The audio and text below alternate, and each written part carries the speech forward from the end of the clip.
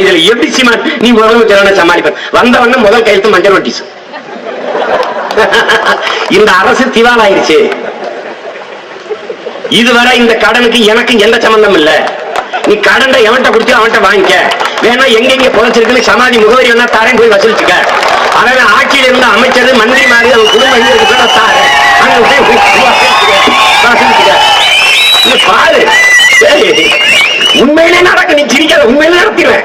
இந்த மாதிரி தெரிஞ்சுக்க, அவன் வாரிசு பிள்ளைகள் அட்ரஸ் எல்லாம் இருக்கு, நீ போய் வசூலிச்சுக்க. வேணா நான் கூட போலீஸ் கிளீஸ்ல பந்தோஸ்து தாரேன், போய் வசூலிச்சுக்க. என்னைய விட்டு நான் அழிச்சு கழிச்சு ஆட வந்து இந்த மாதிரி இருக்கேன்.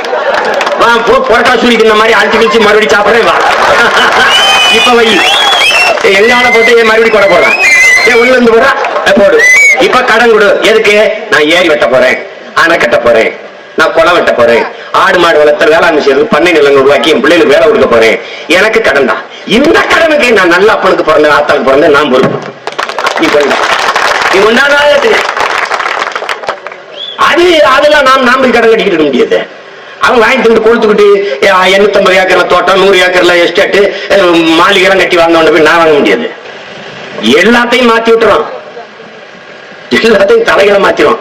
ஒரு புத்தகம் மாதிரி உங்க புள்ள போட்டிருக்கேன், வந்தா எப்படி ஆட்சி செய்வேன். நான் தேவையில்லை. இந்த மேடையில வந்து நிக்கிறது சின்ன பிள்ளைய, அது ஆட்சி செஞ்சிடும். நாங்க இல்ல எல்லாரும் இப்படி செத்து போனா கூட எங்கள் பிள்ளைகள் நாங்கள் முன்வைக்கிற தத்துவத்தை வைத்து இந்த நாட்டை அங்கு தலை சிறந்த நாடா மாற்றோம். கற்பிச்சு கொடுத்துருவேன்.